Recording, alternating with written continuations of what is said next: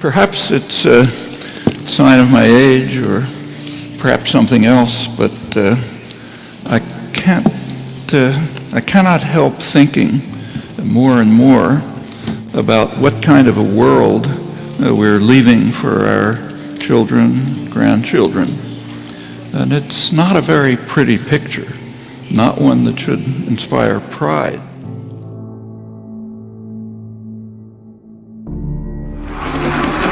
Friday Night Lights. Part of American tradition for as long as most of us can remember. It's a really big deal. It means a lot. But the American flag not welcome for students to wave inside this stadium last Friday night. In a video shared on Twitter, a police officer is asking Brandon Conrad to leave. The flag being a symbol of our country and everything being taken away from us, it's kind of a double standard almost. An uproar in South Carolina after a high school bans the American flag from a football game. It happened over the weekend. Travelers Rest High School opposing rival Berea High, which has a large Hispanic population. The principal of Travelers defending the decision to ban the flag, saying, quote, "Any decision to not allow the American flag to be used in an improper, taunting, unsportsmanlike manner is first and foremost in the interest of promoting the safety and well-being of all in attendance at school events. Students who tried to enter the stadium with the American flag were turned away. Are we forcing the retreat of the American flag?" Very much so. We're forcing, well, think about all the retreats we're already having, whether it's capitalism, traditional values, faith, different retreats we've already had in public spheres.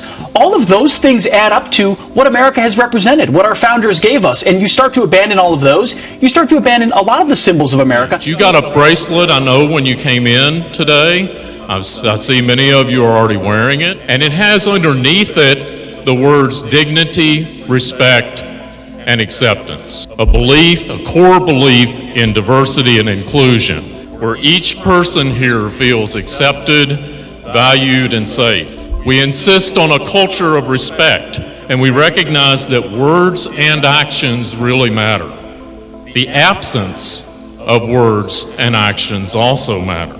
We respect and seek out inclusion of our differences, realizing that we learn from each other, and we do not tolerate words of action or actions of hate and disrespect.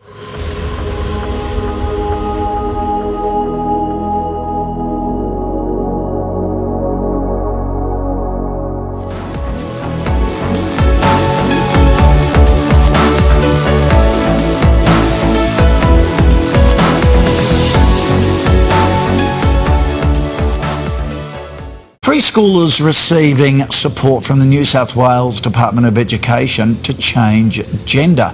The 4-year-old is hoping for a sex swab before the first day of kindergarten. Yeah, there's been a wave of young students apparently who are seeking to transition. Saying that Chicago needs to move out of the 19th century, a transgender Chicago woman is suing the city over its ban on female nudity in bars.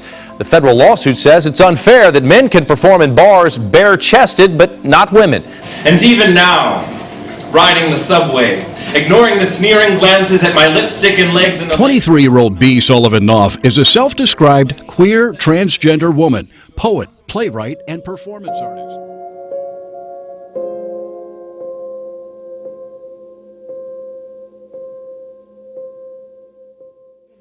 Can I please ask you to say what you said before regarding the workshop with UNM fetal remains with high school students? I'm sorry, Richard.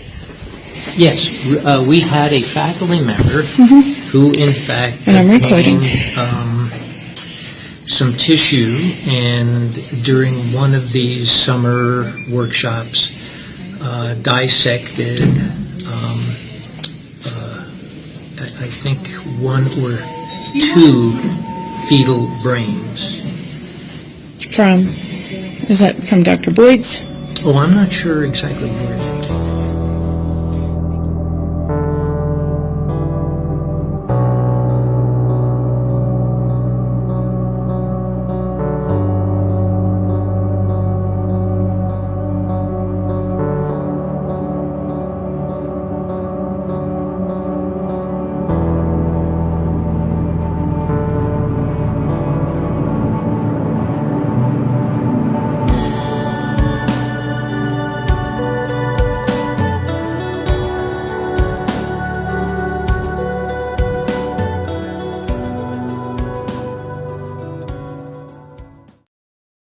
The city of Chicago has teamed up with the University of Chicago to launch a multi-million-dollar project being hailed as a fitness tracker for the city.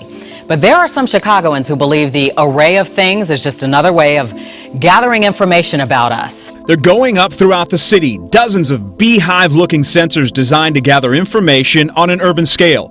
Chicago becoming the first city in the nation with its very own fitness tracker. It's all part of an ambitious project known as the Array of Things. They're designed to help us capture data about the environment and the activities and the infrastructure across the city of Chicago. 50 of these nodes are currently being installed on light poles and buildings in the Loop and other selected neighborhoods, with as many as 450 more to go up by 2018. And like the fitness tracker helps you change your behavior, this will give us data to help us make changes in how the city operates. It's always wonderful to be here, even if it's only for a day. It's even rarer that not one but two hurricanes are set to pass through the islands over the next few days. And Hawaii is bracing for a double whammy as two storms bear down on the state.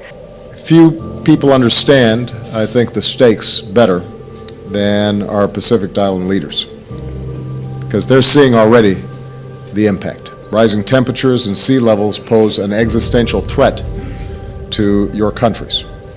And while some members of the U.S. Congress still seem to be debating whether climate change is real or not, many of you are already planning for new places for your people to live.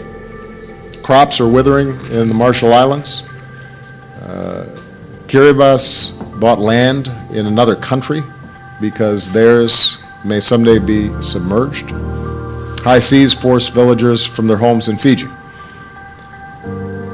And no nation, not even one as powerful as the United States, is immune from a changing climate.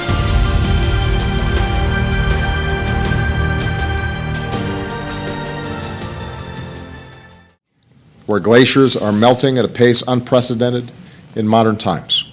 And it was a preview of our future if the climate keeps changing faster than our efforts to address it.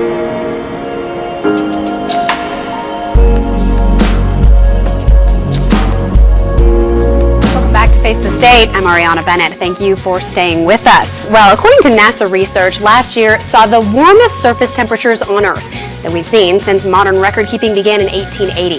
Now, 2015 is part of a trend of warming we've seen escalating over the last 35 years.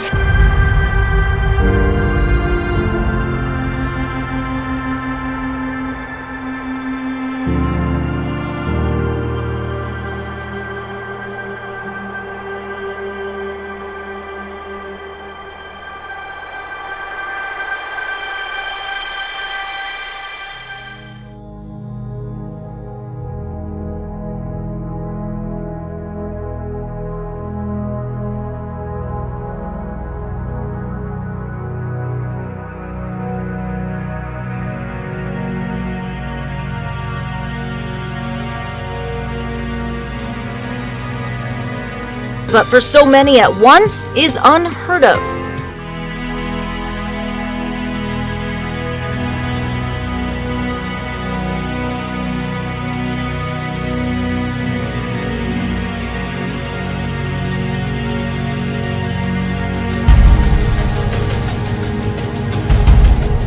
It's not something you see every day, so just kind of surreal to see it. Anderson's husband has been working with cows his entire life. She says he has never had anything like this happen. Not any of his, and especially not to this magnitude.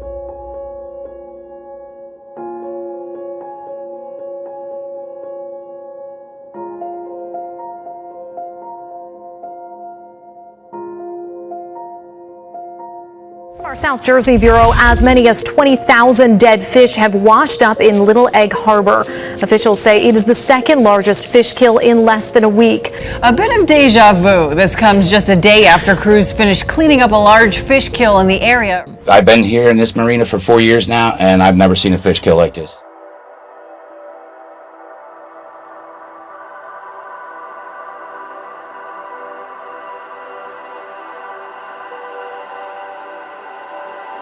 This is no joke, even though it sounds like a knock-knock joke. You might smell something fishy if you are near Lake Murray, because dead fish are floating to the top. If you were on Casco Bay today or anywhere along the southern Maine coast, you may have seen hundreds of dead fish in the water.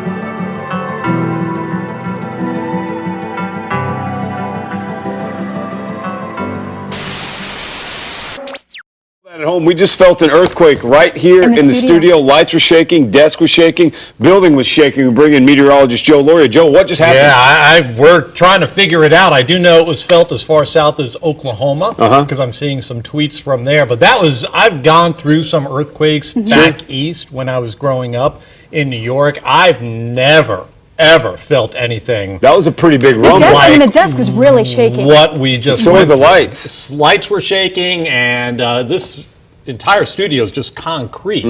And that was a pretty good rock and roll for us. Yeah, Great Plains were shaken awake this morning by the strongest earthquake in the region in years. This comes as the state of Oklahoma has seen a huge jump in earthquakes in recent years. The quake was felt for hundreds of miles around in 6 neighboring states. Pawnee's mayor says the quake lasted at least a minute, much longer than most tremors that hit the earthquake-prone state.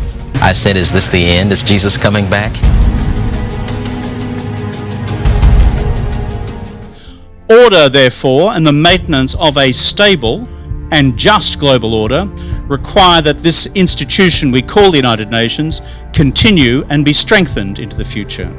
And not least because the tensions which now exist, which threaten to undermine the order in geopolitics and beyond, are frankly too clearly there for us all to ignore. The effective implementation and measurement of existing major UN global initiatives and decisions, most particularly Agenda 2030.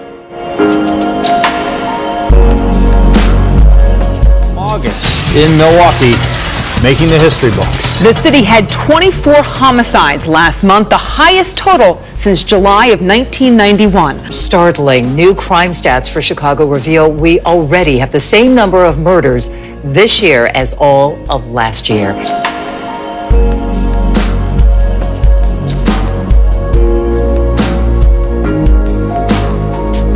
I said, is this the end? Is Jesus coming back? It's not a utopian mission, it's a very practical mission of how we can improve the common interests of peace and security,